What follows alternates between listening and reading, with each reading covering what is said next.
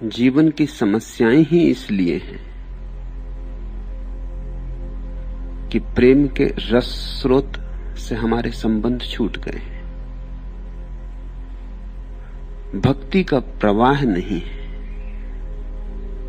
इसलिए जीवन में समस्याओं के डबरे भर गए हैं। तुम तो यह कह रहे हो कि अभी लोग बहुत बीमार हैं, अभी औषधि की बात करने से क्या फायदा है। पहले लोग तो ठीक हो लें, पहले लोग स्वस्थ हो लें, फिर औषधि की चिंता करेंगे। तुम्हारा प्रश्न ऐसा है। भक्ति औषधि है। भक्ति का अर्थ क्या है? भगवान से जुड़ने का उपाय है। उससे नहीं जुड़े हैं, यही तो दुख है। उससे टूट गए हैं, यही तो पीड़ा है। उसे भूल गए हैं, विस्मरण कर बैठे, यही तो अंधकार है। उसकी तरफ पीठ कर ली है और कचरे की तरफ उन्मुख हो गए। धन से जुड़ गए हैं, ध्यान से टूट गए। पद से जुड़ गए हैं, परमात्मा से टूट गए। देह से जुड़ गए हैं, आत्मा से टूट गए। इससे ही जीवन में इतना दुख है। और ये दुख बिना प्रेम और भक्ति में डूबे मिटेगा नहीं, और ये समस्याएं उलझी ही रहेंगी। तुम जितना सुलझाओगे उतनी उलझती जाएंगी, क्योंकि तुम ही उलझे हुए हो। तुम तो सुलझो, सुलझाने वाला तो सुलझे। तुम जो भी करोगे गलत हो जाएगा। ऐसा ही समझो कि एक पागल आदमी भवन बनाए, ये भवन बनेगा नहीं, बनेगा भी तो गिरेगा। इससे तो बिना भवन के रह लेना बेहतर है। इस पागल आदमी ने बहुत भवन बनाए हैं, सब गिर गए। ये पागल आदमी जो भी करेगा उसमें इसके पागलपन की छाप होगी। आदमी ने कुछ कम उपाय किए हैं समस्याएं हल करने के लिए, समस्याएं कम हुई। 5000 साल में एक भी समस्या नहीं मिटी। हाँ, 5000 साल के लंबे चेष्टा के इतिहास में नई नई समस्याएं जरूर खड़ी हो गई। पुरानी अपनी जगह हैं और नई समस्याओं की कतारें बंध गई। पुरानी समस्या तो जाती ही नहीं, उसको सुलझाने में नई समस्याएं और आ जाती। लेकिन कुछ लोग इस पृथ्वी पर हुए जिनके जीवन में समस्या नहीं थी, जिनके जीवन में समाधान था। लेकिन समाधान आता कहां से? समाधान आता है समाधि से। ये दोनों शब्द एक ही धातु से बने हैं। जिसका चित्त भीतर मौन हो जाता, शून्य हो जाता, उस शून्य चित्त में पूर्ण का अवतरण होता है। और तुम्हारे भीतर परमात्मा का प्रकाश आ जाए तो सारी समस्याएं ऐसे ही तिरोहित हो जाती, जैसे दिए के जल जाने पर अंधेरा तिरोहित हो जाता है, या सूरज के निकल आने पर रात विदा हो जाती है। अंधेरी रात में तुम पक्षियों से कितनी ही प्रार्थनाएं करो कि गाओ गीत, कि खोलो कंठ, कि कोयल तुझे हुआ क्या,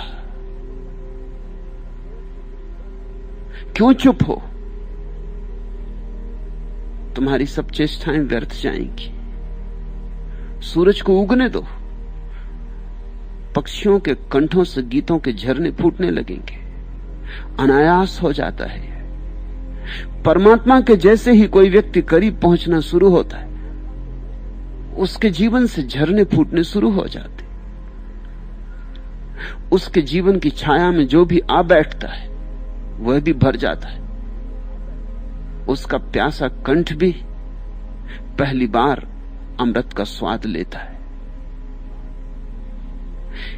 तुमने जो प्रश्न पूछा कुछ नया नहीं, बार बार पूछा गया, सदियों में पूछा गया है। कवियों ने गीत लिखे कि अभी प्रेम कैसे करें। भटक रहे हैं अभी कारवां गरीबी के, लरज रही है जमी आसमानों अंजुम की, तरस रहे हैं खुशी के लिए हजारों दिल, अभी लबों को इजाजत नहीं तबस्सुम की। अभी हंसे कैसे, अभी ओंठों को हंसने की इजाजत नहीं है, अभी बहुत गरीबी है, गरीबी के काफिले चल रहे हैं। तुम सोचते हो तुम्हारे हंसने को रोक लेने से गरीबी के काफिले रुक जाएंगे? तुम हंसो तो गरीबी मिटे, तुम्हारे रोने से गरीबी मिटने वाली नहीं। तुम्हारे हंसने से फूल झरे।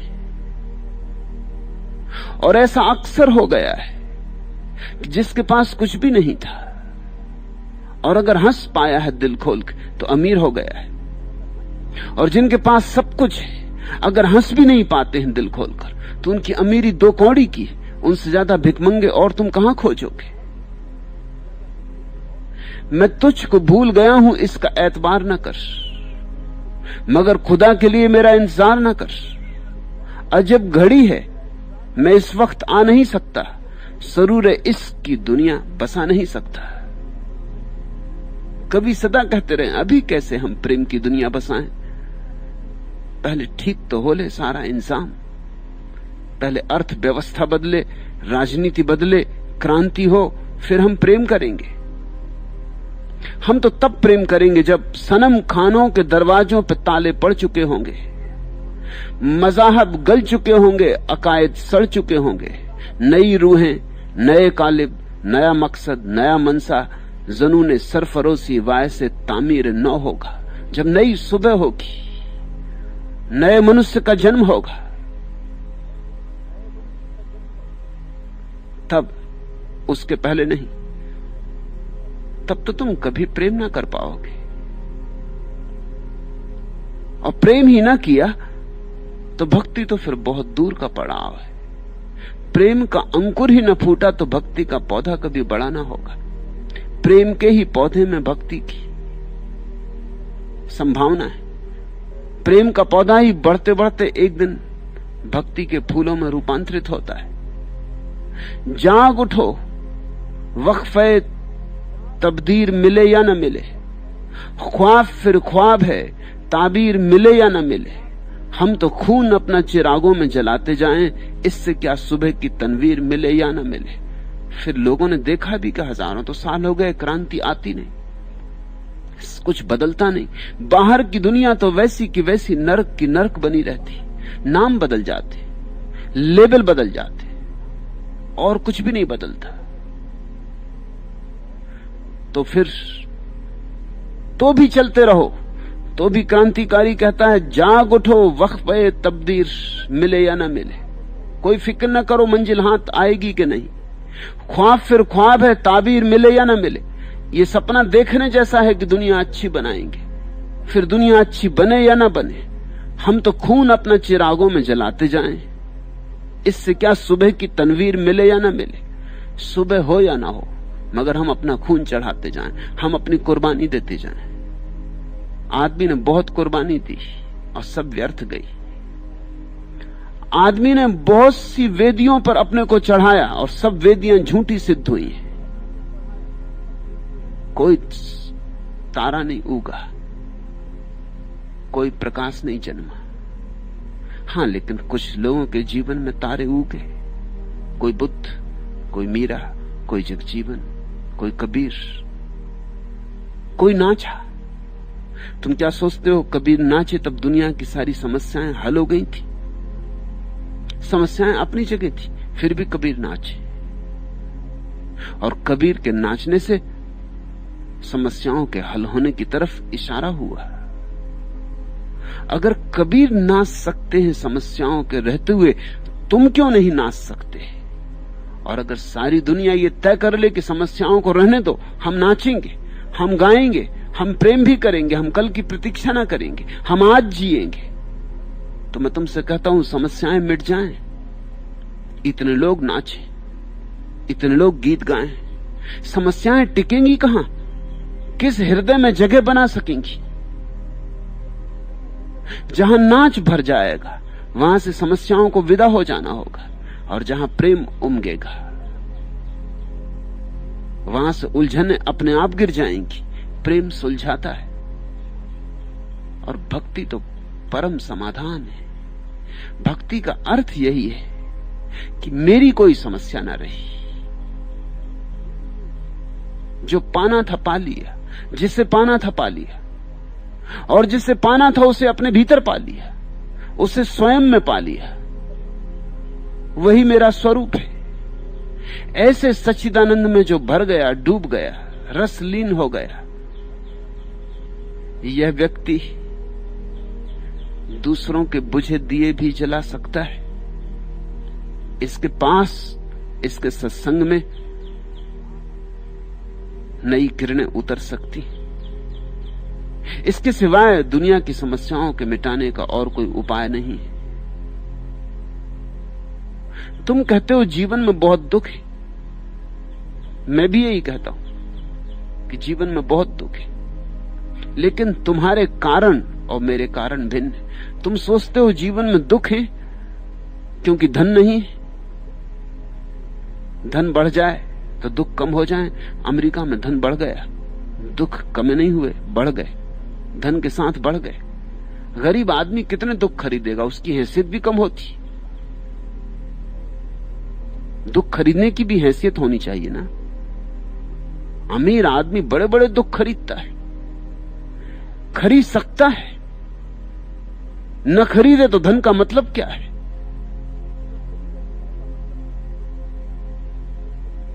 मैंने सुना है एक दर्जी हर महीने लॉटरी की टिकट खरीद लेता था। सालों से, वर्षों से चल रहा था, ये उसकी आदत ही हो गई थी, एक टिकट खरीद लेना हर महीने। इससे ज्यादा की हैसियत भी ना थी, 1 रुपए की एक टिकट खरीद लेता। कोई 20 साल तक यही करता रहा, और एक दिन द्वार पर एक बहुमूल्य कार आकर रुकी। लोग नीचे उतरे, थैलियों में भरे हुए नोट लाए और कहा कि तुम्हें पुरस्कार मिल गया है। उसे तो भरोसे नहीं आया अपनी आंखों पर। उसने तो बात ही छोड़ दी थी, वो तो खरीदता जाता था, आदत हो गई थी, हर महीने खरीदनी है एक, तो खरीद लेता था। ये सोचा नहीं था कि मिलेगी। लाखों रुपए मिल गए लॉटरी में। उसने तो ताला बंद कर दिया। अब काहे के लिए वो दर्जीगिरी करे। सामने ही कुएं था, चाबी कुएं में फेंक दी। अब क्या प्रयोजन रहा। साल भर में पैसा तो फूक गया। शराब पी, वैश्याओं को भोगा, दुनिया भर की यात्रा कराया, जितने भी खर्च के उपाय हो सकते थे सब कर डाले। साल भर में रुपया खत्म हो गया। रुपया ही खत्म नहीं हुआ, दर्जी भी आधा खत्म हो गया।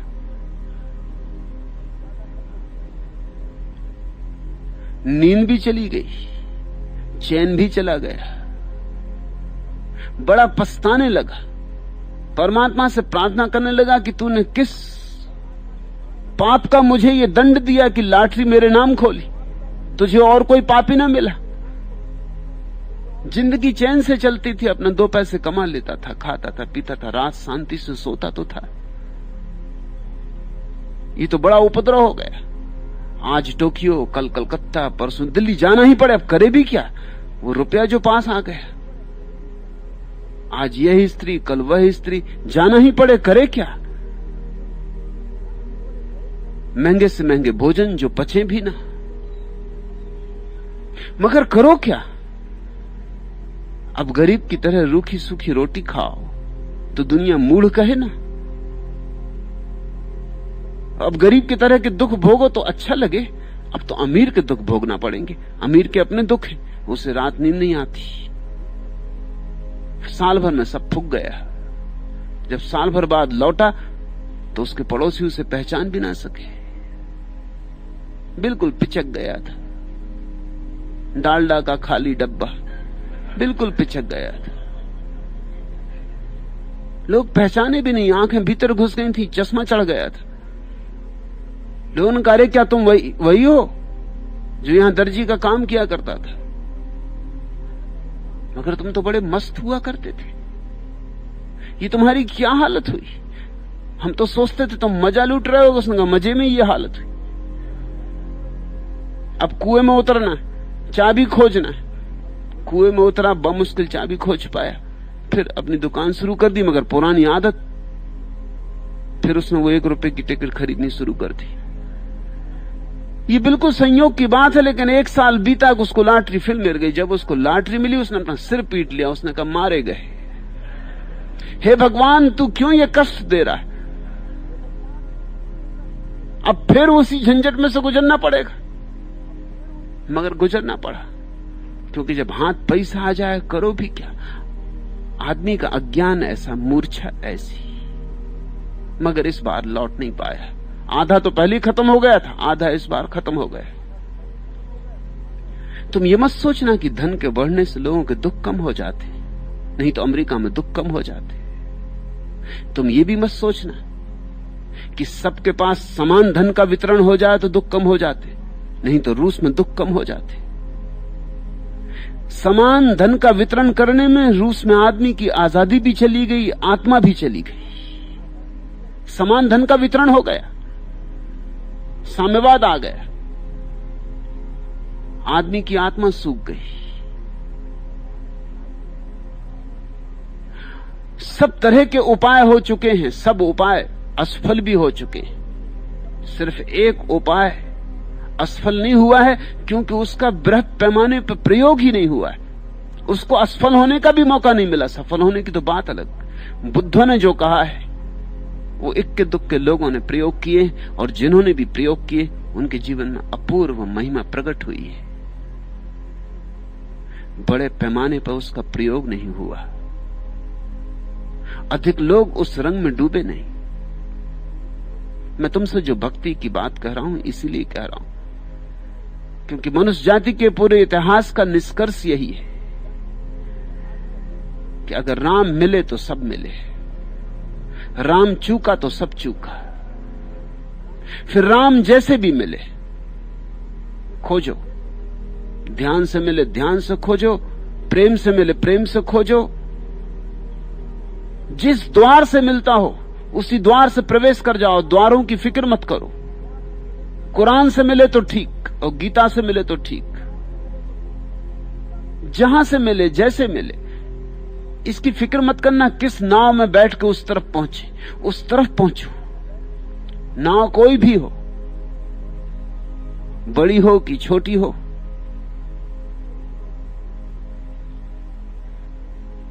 एक ही ध्यान अगर रहे कि परमात्मा से अपनी जड़ों को जोड़ लेना है,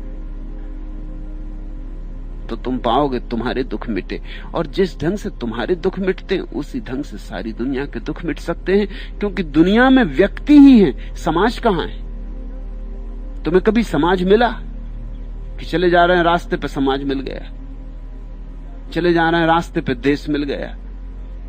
देश और समाज कोरे शब्द हैं, जो मिलता है वह तो व्यक्ति है।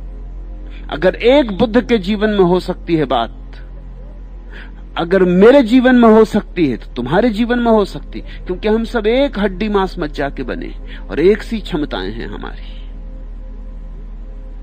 इसलिए मैं हिंदुओं के अवतार वाली धारणा में बहुत रस नहीं लेता, उसमें थोड़ी भूल है। मुझे जैनों और बौद्धों की धारणा ज्यादा सार्थक मालूम होती। हिंदू कहते हैं परमात्मा अवतरित होता ऊपर से, उससे आदमी की आशा नहीं जगती। तो ठीक है, कृष्ण भगवान के घर से आए थे, पूर्ण अवतार थे, ठीक है, मस्त रहे, हम जैसे थे ही नहीं, विशिष्ट थे, अवतार थे। हम क्या करें, हम तो अवतार नहीं। अवतार की धारणा में आदमी को परमात्मा से तोड़ ही दिया गया। तो जो ऊपर से उतरेंगे ठीक है, वो मस्त होंगे, आनंदित होंगे, रसपूर्ण होंगे, कोई राम कोई कृष्ण। हम तो हड्डी मांस मज्जा के बने आदमी हैं, हम तो इसी मिट्टी से उठे, इसी मिट्टी में जिएंगे, इसी मिट्टी में सरकेंगे। हम कैसे आकाश में उड़ें? हमारे पास पंख कहां हैं? वे दिव्य पुरुष थे, उनके पास देह दिव्य थी, वे अमृत पुरुष थे, वे अमृत के घर से आए थे, वे विशेष थे, संदेशवाहक थे। इस बात में मुझे बहुत ज्यादा रस नहीं है, क्योंकि यह बात मनुष्य को आशा नहीं देती, मनुष्य की आशा को छीन करती है। जैनों बौद्धों की धारणा ज्यादा महत्वपूर्ण है, ज्यादा गौरवपूर्ण है। जैनों बौद्ध कहते हैं परमात्मा ऊपर से नहीं उतरता, तुम्हारे भीतर से ऊपर की तरफ जाता है, उठता है, जैसे बीज से अंकुर उठता है, जैसे दिए से ज्योति ऊपर की तरफ उठती है, जैसे धूप से धुआं ऊपर की तरफ उठता है। परमात्मा तुम्हारी सुवास है जो आकाश की तरफ उठने लगती है। महावीर मनुष्य है, बुद्ध भी मनुष्य है, और मनुष्य होते हुए परम सत्ता को पाया है। इसमें आश्वासन है, इसमें तुम्हारे लिए आशा है। इसका अर्थ हुआ तुमसे जरा भी भिन्न नहीं है बुद्ध। बुद्ध ने कहा है अपने शिष्यों से, एक दिन मैं तुम जैसा था, और मैं तुमसे कहता हूं एक दिन तुम मेरे जैसे हो जाओगे, क्योंकि हम एक ही जैसे हैं। जैसे आज तुम अंधेरे में भटकते हो, मैं भी भटकता था, और जैसे आज तुम्हें चिंताएं घेरती हैं, मुझे भी घेरती थी, और जैसे आज विचारों की भीड़ तुम्हें दबाए रखती, तुम्हारी छाती पे बैठी रहती, मेरी छाती पर भी बैठी थी। आज मैं उसके बाहर हुआ हूं, कल तुम भी हो सकते हो। मैं तुम्हारा भविष्य हूं। मुझे देखकर तुम्हें अपने पर श्रद्धा आनी चाहिए। बुद्ध ने बड़ी अनूठी बात कही, मुझे देखकर तुम्हें अपने पर श्रद्धा आनी चाहिए। हड्डी मांस मज्जा के मुझ मनुष्य में ये हो गया, तुम भी हड्डी मांस मज्जा के हो, तुम में भी ये हो सकता है। जब बीज देख ले किसी वृक्ष को अपने पास आकाश में उठा हुआ, तो भरोसा आ जाता है कि अगर किसी और बीज से वृक्ष पैदा होते और फिर तारों से बातें करते और बदलियों के साथ अटखेलियां करते और हवाओं में नाचते, तो मेरे भीतर भी सोया हुआ है कोई, उसे जगाऊं, उसे पुकारूं। जब मैं तुमसे कहता हूं परमात्मा से जुड़ना है, तो तुम ये मत सोचना कि आकाश में बैठे किसी परमात्मा से जुड़ने की मैं बात कर रहा हूं। मैं यही कह रहा हूं, तुम्हारे भीतर छिपी हुई संभावना को वास्तविक करना है। तुम भक्त बनो ताकि भगवान बन सको। इससे कम पे राजी मत होना। इससे कम पे जो राजी हो गया, उसने परमात्मा ने जो भेंट दी थी उसे अंगीकार नहीं किया। तुम्हारे भीतर कुंजी छिपी है, सारे रहस्य खुल जाएंगे उससे, और तुम्हारी समस्या मिटे तो तुम्हारे आसपास की समस्याएं मिटनी शुरू हो जाती। तुमने देखा नहीं, अगर तुम क्रोधित हो तो तुम आसपास 25 तरह की समस्याएं खड़ी कर देते हो। क्रोधी आदमी अकेले ही थोड़ी समस्या में रहता है, उसके क्रोध के कारण और लोगों के जीवन में समस्याएं खड़ी कर देता है। किसी को गाली देगा, किसी को मार देगा, किसी का अपमान करेगा, समस्याओं का जाल फैलना शुरू हो गया। एक जरा सा कंकड़ झील में फेंको, लहरें उठनी शुरू हो जाती, और फिर वे लहरें दूर दूर किनारों तक जाएंगी, अनंत हो जाएंगी। एक आदमी गाली देता है तो उसने एक कंकड़ फेंका चैतन्य के सागर में, अब इसकी तरंगें उठेंगी, और तुम चकित हो गई ये जान के कि तरंगें सदियों तक चलेंगी। छोटी सी घटनाएं दूर दूर तक, दिग दिगंत तक परिणाम लाती हैं, क्योंकि यहां सब जुड़ा हुआ है। ये संसार ऐसा है जैसे मकड़ी का जाला। कभी मकड़ी के जाले के एक धागे को पकड़ के हिलाया है और तुम चकित हो जाओगे, पूरा जाला हिल जाता है। जरा सा एक धागा हिलाओ, पूरा धागा, सारे धागे, पूरा जाल कपने लगता है। पश्चिम के कवि टेनिसन ने कहा है, घास के एक पत्ते को छुओ और तुमने दूर दूर के चांद तारे छू लिए। सारा अस्तित्व जुड़ा है, संयुक्त है, अंतर्निर्भर है। तुम जान के ये हैरान होगे, एक छोटी सी घटना के कारण सारी दुनिया का इतिहास कुछ से कुछ हो जाता। नेपोलियन जिस युद्ध में हारा, उसमें हारने का कारण बड़ा अद्भुत था। नेल्सन उसका विपरीत सेनापति 70 बिल्लियां अपनी फौज के सामने बांध के लाया था, क्योंकि उसे यह खबर लग गई थी कि नेपोलियन बिल्लियों से डरता है। और डरता इसलिए था कि जब नेपोलियन 6 महीने का छोटा बच्चा था तो उसको रखवाली करने वाली और जरा बाहर चली गई और एक बड़ा बिलाव उसकी छाती पे चढ़ के बैठ गया। वो जो घबरा गया 6 महीने का बच्चा, तो फिर वो बड़ा हो गया, महायोद्धा हो गया, सिंहों से जूझ जाए, मगर बिल्ली देखे कि उसकी दम टूटने लगे। बस बिल्ली देखे कि वो 6 महीने का बच्चा जैसा व्यवहार करने लगे, फिर उसका होश हवास खो जाए। नेपोलियन हारा उस बिल्ली के द्वारा। अगर नेपोलियन जीतता तो दुनिया का इतिहास दूसरा होता, शायद हिंदुस्तान पर अंग्रेजों का राज्य कभी ना होता। दुनिया की सारी कहानी और होती। जरा सोचो, एक बिल्ली एक 6 महीने के बच्चे की छाती पे बैठ गई, उसने सारी दुनिया का इतिहास बदल दिया। मगर जिंदगी ऐसे ही जुड़ी है। क्रोधी आदमी अपने आसपास तरंगें पैदा करता है। हो सकता है दुर्वासा ऋषि ने जो तरंगें पैदा की थी अब तक तुम्हारी खोपड़ी में काम करती हो। जा तो सकती नहीं, यहीं कहीं होंगी।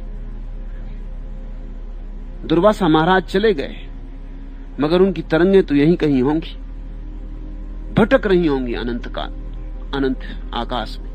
न मालूम किसके मस्तिष्क को पकड़ लेंगी, न मालूम किसके मस्तिष्क के तंतु कब जाएंगे, न मालूम कौन उनसे जुड़ जाएगा। जैसा क्रोध के साथ होता है वैसा ही प्रेम के साथ भी होता है। जब कोई प्रेम से भरता तो उसके पास प्रेम की धार बहती, प्रेम की तरंगें उठती, संगीत उठता है। वह संगीत भी छूता है अनंत अनंत काल तक। उसकी भी ध्वनि सुनी जाती है शाश्वत रूप से। बुद्ध समाप्त नहीं हो गए और न जीसस समाप्त हुए। यहां कुछ भी कभी समाप्त नहीं होता। यहां सभी शाश्वत होकर जीता रहता है। बुद्ध ने जो स्पर्श किए थे धागे चैतन्य के, वे आज भी कंपित हो रहे हैं। आज भी कोई चाहे तो बुद्ध से जुड़ जाए, और आज भी कोई चाहे तो जीसस से जुड़ जाए। आज भी कोई खोज ले सकता है मार्ग।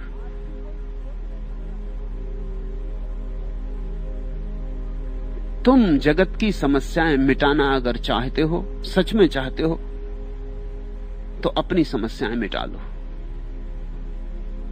तुमने एक बड़ा कदम उठाया जगत की समस्याएं मिटाने के लिए, लेकिन मेरे देखे अक्सर ऐसा है, जो लोग जगत की समस्याएं मिटाने में उत्सुक होते हैं, ये वे लोग हैं जो अपनी समस्याओं को मिटाने में असमर्थ हैं, नपुंसक हैं।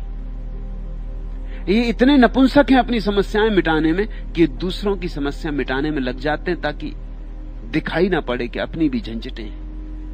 इसी तरह के लोग समाज सेवक हो जाते हैं, राजनीतिज्ञ हो जाते हैं, सारी दुनिया को ठीक करने चल पड़ते हैं। इनसे सावधान रहना। ये उपद्रवी लोग हैं। ये खुद अपना हल नहीं कर पाए हैं, लेकिन दूसरे का हल करने चल पड़े।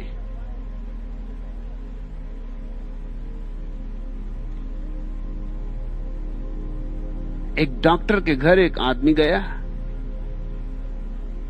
और उसने कहा कि मैं 6 रोग से पीड़ित हूं, सब इलाज करवा चुका हूं, इस गांव के सब डॉक्टरों के चरण दबा चुका हूं, अब आप ही बचे। और लोगों ने कहा कि आप इस बीमारी में बड़े अनुभवी। डॉक्टर ने कहा बहुत अनुभवी, मेरा 30 साल का अनुभव, तुम निश्चित ठीक हो जाओगे। दवाएं शुरू हो गई, 6 महीने तक दवाएं चली, हालत और बिगड़ती चली गई, पैसा भी जा रहा है, हालत भी बिगड़ रही। आखिर उस आदमी ने पूछा कि आप कहते थे 30 साल का अनुभव, कुछ परिणाम नहीं दिखाई पड़ता? उसने कहा 30 साल का अनुभव, 30 साल से मैं खुद ही इसी बीमारी से परेशान हूं। इस तरह के अनुभवी लोग हैं, इस तरह के अनुभवी लोगों से सावधान रहना। इस तरह का अनुभवी आदमी अगर तुम्हारे पैर दबाने लगे तो बचना, अक्सर जब कोई पैर दबाता है तो बचने का मन नहीं होता, और तुम पैर फैला के लेट जाते कि चलो कोई समाज सेवा कर रहा है, इसको भी पुण्य हो रहा, अपने को भी लाभ हो रहा है। मगर ध्यान रखना, जो लोग पैर से शुरू करते हैं गर्दन दबाने पे अंत करते हैं। जिसने पैर दबाया वो गर्दन दबाएगा। आज नहीं कल वो कहेगा दिल्ली जाऊंगा, दिल्ली जाना है, अब मुझे दिल्ली भेजो, अब मैंने इतनी सेवा की, उसका पुरस्कार चाहिए। इतने दिन ऐसे ही थोड़ी तुम्हारे पैर दबाए, अब थोड़ा गर्दन दबाने का भी अवसर दो। एक राजनेता चुनाव में खड़ा था और लोगों को समझा रहा था कि जिस पार्टी को आपने अब तक चुनाव में जिताया और 30 साल से जिताते आए, उसने तुम्हें चूस लिया, लूट लिया, तुम्हें बर्बाद कर दिया। भाइयों, अब एक अवसर हमें भी तो।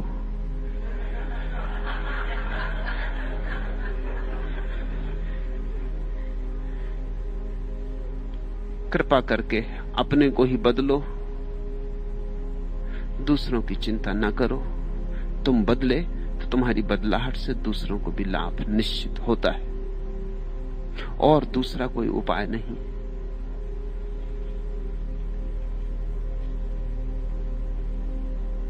दूसरा प्रश्न, मनुष्य जीवन का संघर्ष क्या है? इस संघर्ष का लक्ष्य क्या है?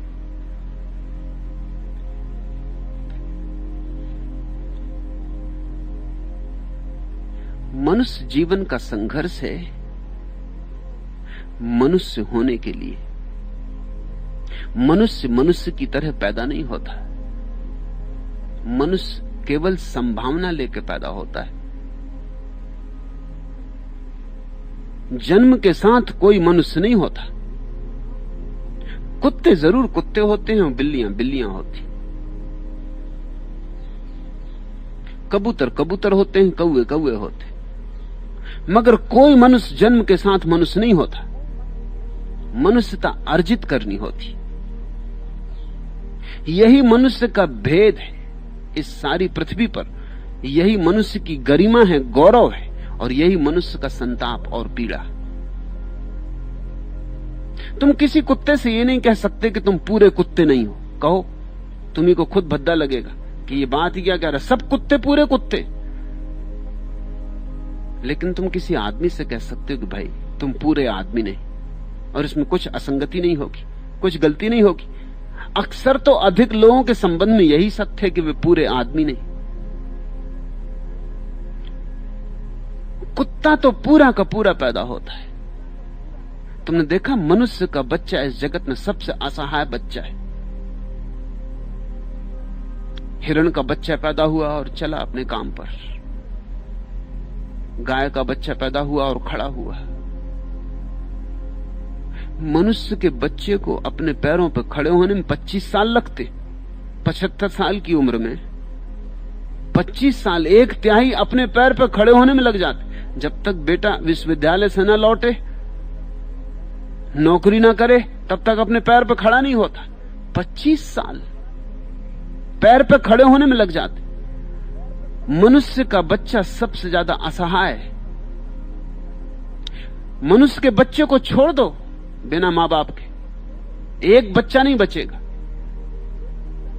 पशु पक्षियों के बच्चे बच जाएंगे, वे पूरे के पूरे पैदा होते। कुछ फिर और अर्जित नहीं करना है।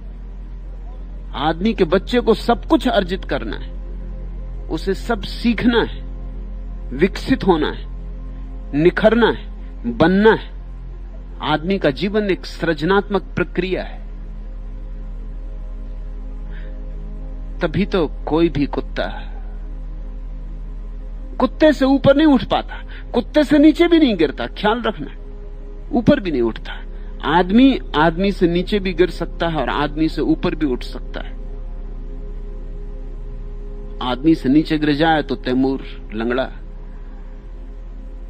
आदमी से ऊपर उठ जाए तो गौतम बुद्ध, और आदमी भी हो जाए तो भी बड़ी सुगंध पैदा होती। मनुष्य का संघर्ष है मनुष्य होने के लिए, और जो मनुष्य हो जाता है उसे पता चलता है कि मैं परमात्मा हो सकता हूं। अब मनुष्य के जन्म पर जन्म होते हैं। सारे पशु एक बार जन्मते, मनुष्य 2 बार जन्मता है। इसलिए हमारे पास एक कीमती शब्द द्विज, दोबारा जन्मा। ब्राह्मण को द्विज कहते हैं। सभी ब्राह्मण द्विज होते नहीं, प्रतीक मात्र है। मेरे लेखे जो द्विज हो उसको ब्राह्मण कहना चाहिए। सभी ब्राह्मणों को द्विज नहीं कहना चाहिए। जो द्विज हो उसको ब्राह्मण कहना चाहिए, फिर चाहे वो चम्हारी क्यों ना हो। द्विज का अर्थ है जो दोबारा जन्मा। एक तो जन्म हुआ मां बाप से, एक संभावना लेकर हम आए कि मनुष्य हो सकते, फिर मनुष्य हो गए। फिर दूसरा जन्म होता है स्वयं के भीतर, स्वयं के अंतस्थल में, स्वयं की अंतरात्मा में। उस दूसरे जन्म से कोई बुद्ध होता है, महावीर होता है, कृष्ण होता है। वह दूसरा जन्म मनुष्य को ब्राह्मण बनाता है। क्यों ब्राह्मण बनाता है? क्योंकि उस दूसरे जन्म से व्यक्ति ब्रह्म को अनुभव करता है, इसलिए ब्राह्मण हो जाता है। सभी ब्राह्मण द्विज नहीं होते, सभी द्विज ब्राह्मण होते। मगर द्विज होना तो बड़ी दूर की बात। हम तो पहले जन्म को ही पूरा नहीं कर पाते। हमारा पहला जन्म ही अधूरा रह जाता है। हम आदमी ही नहीं हो पाते। डायोजनीस जिंदगी भर एक लालटेन लिए घूमता रहा, दिन हो कि रात। भरे सूरज की दोपहरी में भी लालटेन लिए रहता था जलती, और कोई भी मिलता तो गौर से उसका चेहरा देखता, लालटेन उठा के। लोग पूछते, होश में हो, क्या कर रहे हो? वो कहता, मैं आदमी की तलाश कर रहा हूं। और जब मर रहा था तो लोगों ने पूछा कि भाई जिंदगी हो गई, लालटेन रखे था अपने बगल में जब मर रहा था, तुम्हें जिंदगी हो गई। आदमी की तलाश करते, भरी दोपहरी में लालटेन लेकर खूंजते थे। आदमी मिला? उसने कहा, आदमी तो नहीं मिला, मगर परमात्मा का धन्यवाद, मेरी लालटेन चोरी नहीं गई। यही क्या काम, मेरी लालटेन बच गई। ऐसे ऐसे लोग मिले कि मुझे लालटेन बचने का डर हो गया था। एक से एक पहुंचे हुए पुरुष मिले, मेरी लालटेन बच गई, यही क्या कम है। आदमी तो नहीं मिला। आदमी ही आदमी नहीं हो पाता, और आदमी हो जाए तो फिर दूसरा द्वार खुलता है। एक समय था मुझे किसी की खोज नहीं थी। खो भी जाऊं तो अंदर विश्वास कहीं था, मुझे खोज लेगा ही कोई। एक समय था जब मेरा कुछ खोया सा था और खोजता था मैं उसको, ले अंदर विश्वास कहीं पर पा ही जाऊंगा। तारों में, फूलों में, दुनिया की अनगिन चलती फिरती छायाओं में। एक समय था अपना खोया पाने का संतोष मुझे था, पर मानव की छाती में संतोष नहीं ज्यादा दिन टिकता।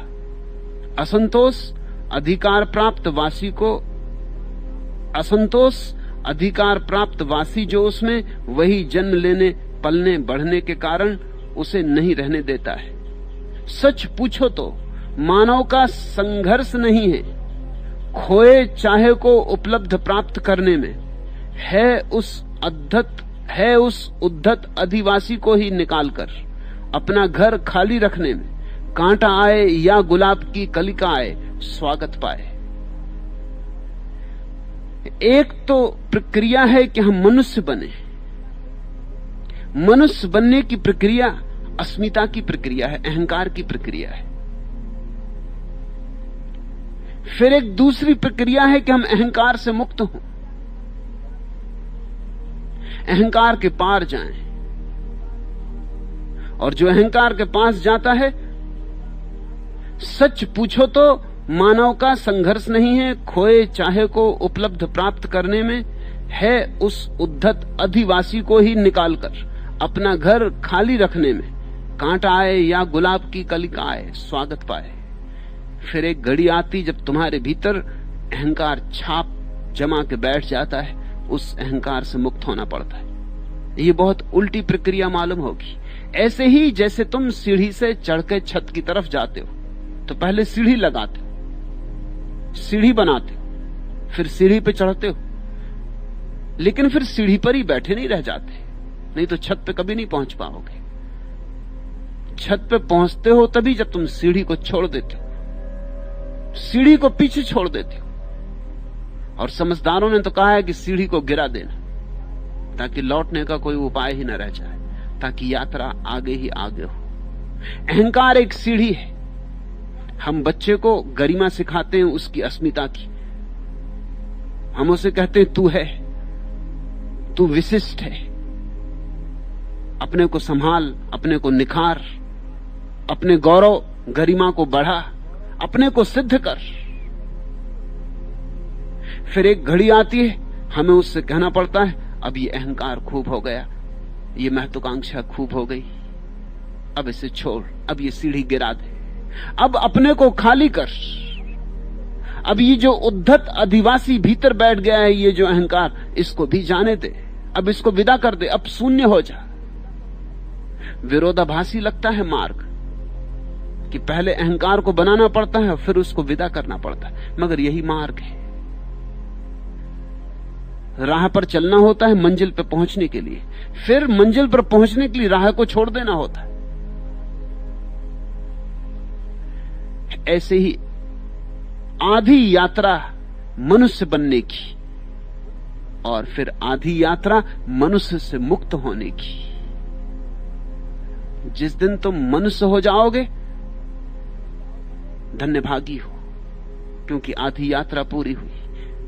अब मंदिर बहुत दूर नहीं, तो मंदिर के योग्य हो गए। अब दूसरी और भी कठिनतर चढ़ाई शुरू होगी, शिखर पर पहुंचने का अंतिम संघर्ष। अब मनुष्य को भी विदा कर देना होगा। अब तुम्हें सीखना होगा शून्य होना, कि मैं ना कुछ हूं। इसी को तो ध्यान कहते हैं, समाधि कहते हैं। अब तुम्हें निर्विचार होना होगा, निरअहंकार होना होगा, निर्विकार होना होगा। अब तुम्हें बिल्कुल मिट जाना होगा कि तुम बचो ही ना। और जिस घड़ी तुम बिल्कुल मिट जाओगे उसी घड़ी तुम पाओगे परमात्मा हो गए हो। इधर मिटे उधर हुए।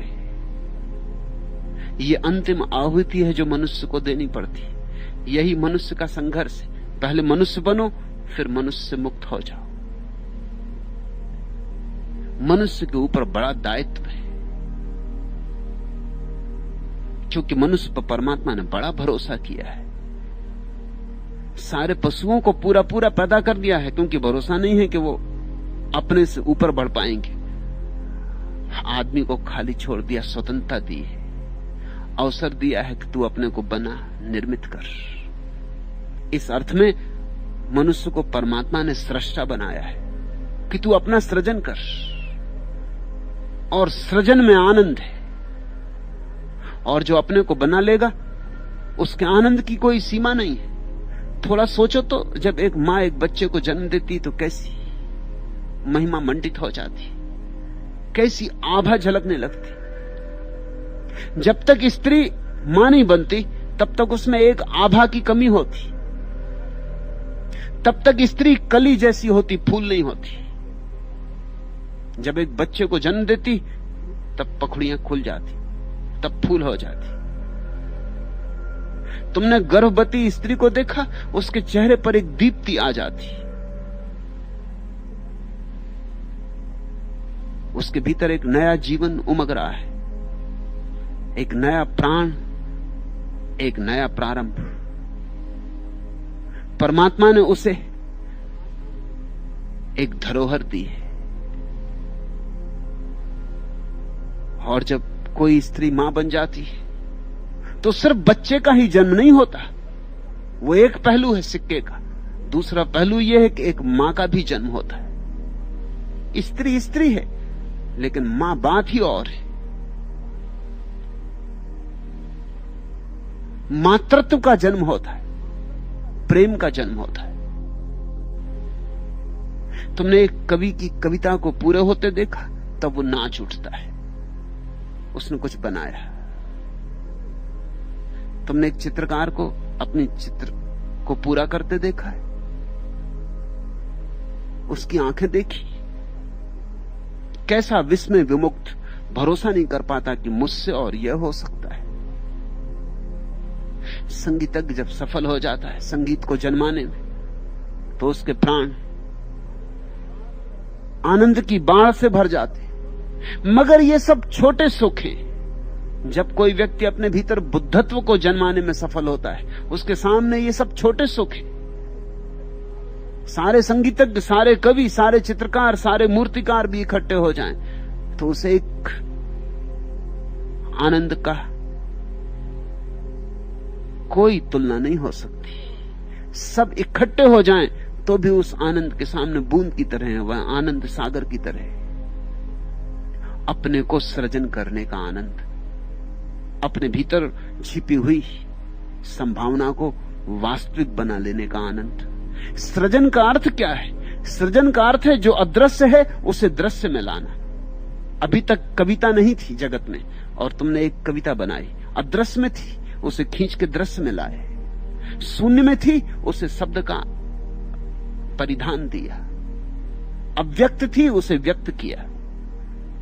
एक मूर्तिकार ने मूर्ति बनाई, अभी पत्थर अनगढ़ पड़ा था, किसी ने सोचा भी न था कि इस पत्थर में कुछ हो सकता है। उसने छेनी उठाई और पत्थर में मूल्य आ गया और पत्थर में जीवन मालूम होने लगा। पत्थर से बुद्ध उठे, कि मीरा उठी, कि कृष्ण उठे, कि पत्थर में बांसुरी बजी, कि पत्थर में फूल खिले। जो अदृश्य था वो दृश्य हुआ। सबसे बड़ा अदृश्य कौन है? परमात्मा सबसे बड़ा अदृश्य। और जब तुम्हारे भीतर दृश्य हो जाता है तो सबसे बड़े सृजन की घटना घटती। मनुष्य का संघर्ष यही सृजन है। परमात्मा को जन्म देना है,